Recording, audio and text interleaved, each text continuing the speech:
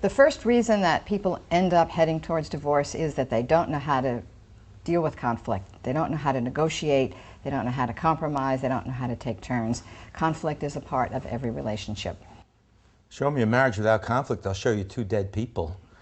The second reason that people end up having marital problems is they marry impulsively. They spend less time choosing a marital partner than choosing a new car.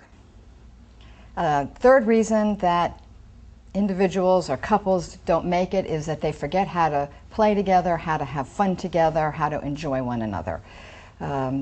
Marriage is not supposed to be just work, it's supposed to be a lot of fun too. And if you forget how to do that, then you're headed for trouble. Number 4, people outgrow each other. And that just means that they have changing values. They're young, they're interested in the same stuff. He's interested in one thing, she's interested in another. 20 years, voila, they're leading two separate lives. And last but not least is that many couples are not prepared for what's going to be involved in making a relationship work. Not only does it take a lot of effort, but it also involves avoiding many of the pitfalls that couples can get caught in. And so it has to do with realistic expectations about what's involved over the long haul.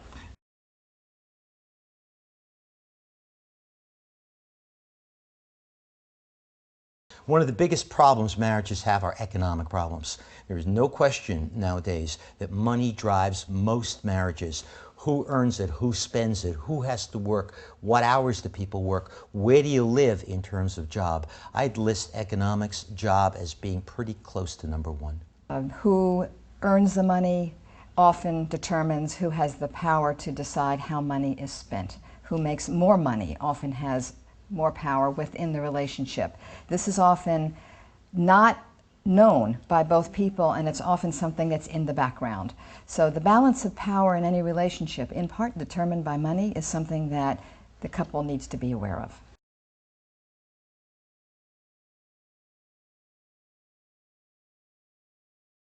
People have very unrealistic expectations about what marriage involves, particularly over the long haul.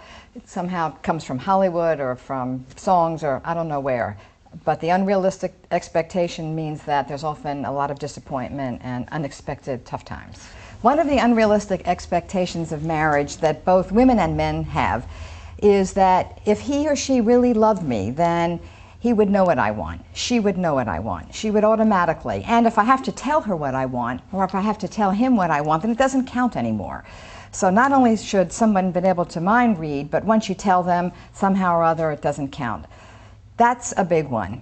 And another one is the unrealistic expectation that if you really loved me, then you would, and you can fill in the blank with anything you want. So that if you really loved me, you would know to bring me flowers all the time. And if you really loved me, then you would be sensitive and you would go out with my girlfriends. And if you loved me, you can fill in whatever you like.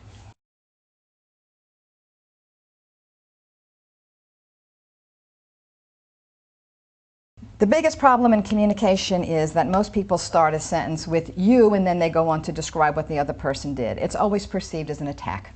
So in communication, if you start with a you sentence and you start with an attack, someone else is on the defensive and it's going to escalate from there.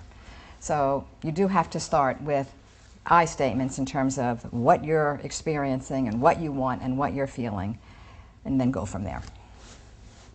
I statements are magical. If you start every sentence with an I and you never use the word you, I mean in a contentious thing, not you do this or you look this, but I feel better when you bring me flowers, or I feel better when you're on time, or I feel better when you remember my birthday. That works a lot better than you forgot my birthday or you ought to.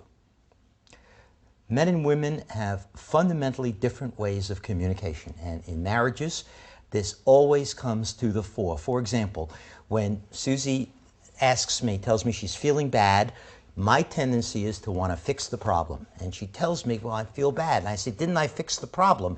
I'll try again to fix the problem. Well, she's still feeling bad. So she calls her girlfriend. She doesn't want me to fix the problem. She wants me to understand. Difficult for me, difficult for men.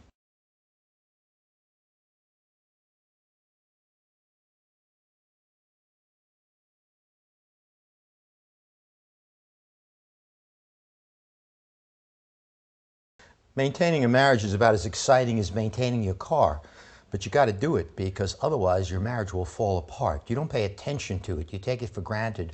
You look around a few years later, it's over.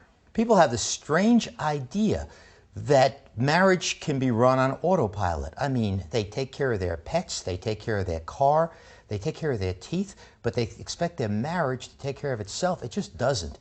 It's kind of in a way like a congressperson running in a district that he thinks is safe. And what do you know? If he doesn't make nice with the voters, he's going to lose his seat.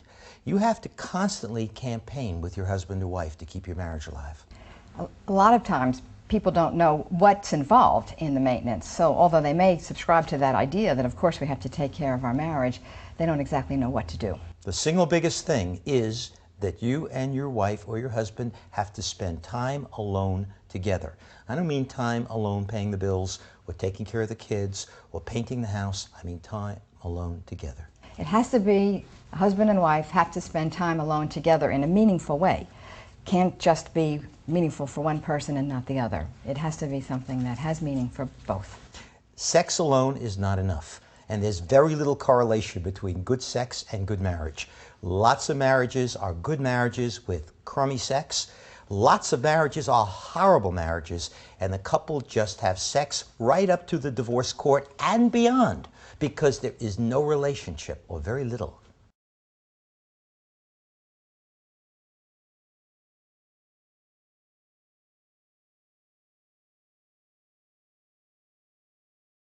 One of the reasons that marriages do fall apart, and sometimes it's for a good reason, is that over a long period of time people often do change.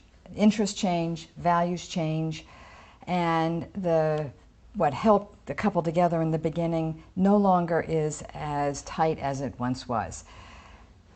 In order to be able to accommodate and deal with these kinds of changes, there needs to be a respect for the other person, there needs to be acceptance.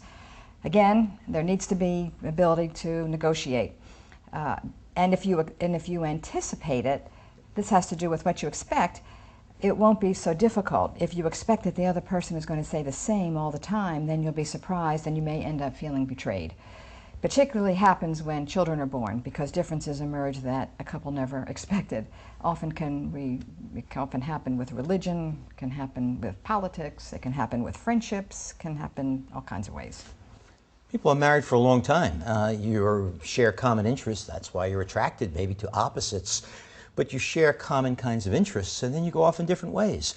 You might have not been interested in money. You might have both been hippies, and then one of you becomes more interested in money and the other's more interested in public service. That's a big issue. And then you have to figure out ways either to keep your interests together or to compromise or even to take turns. And there are some couples whose interests have radically changed in terms of what they want to do. And they say, look, we want this marriage to continue.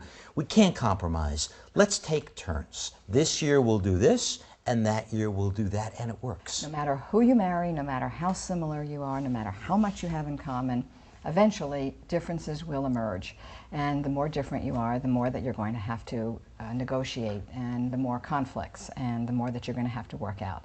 So one of the major reasons that people divorce is that they don't know how to negotiate in a way that both people feel good about the outcome, not where one person feels that they have been steamrollered or that they had to capitulate or strong-armed, and that although one person may have gotten his or her way, there's a lot of resentment.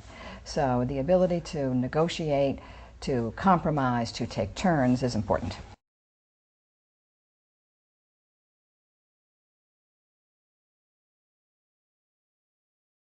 There are a few signs that your marriage is really headed on the rocks, and there is going to be very little that you can do to salvage it. Two of the most prominent are if you have contempt for your spouse or he or she has contempt for you. Contempt almost always sinks a marriage. The second? The second one is when you stonewall. That means instead of taking the person's complaints, needs seriously, you simply put up a wall and you're 1,000 miles away.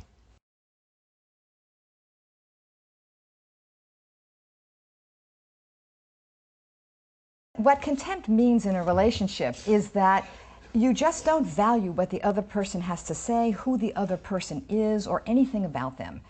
And what do we get from marriage? We get a feeling of being valued, and so when that's gone, when the other person doesn't value any of who you are and what you have to say, then that feels very bad.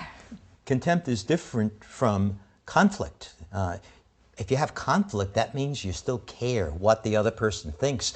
You're trying to recruit the other person to your point of view. Contempt means she's just nothing. She's a bitch. Anybody who describes his wife in those terms, or a woman who says, my husband's a bastard, that's a bad sign.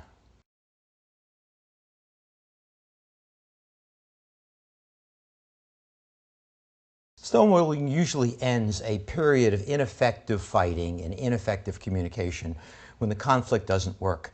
And usually guys tend to stonewall more, women tend to pursue, and then they give up after a while. Stonewalling means that I don't care what she says anymore, my mind is tuned out. It could be another woman, it could be anything. It's just that she no longer matters or he no longer matters. Stonewalling in a relationship means that one person is not responding at all. And so it comes across really as quite cruel, because one of the partners is in a lot of pain and trying to get the other person's attention, and the other person just does not respond.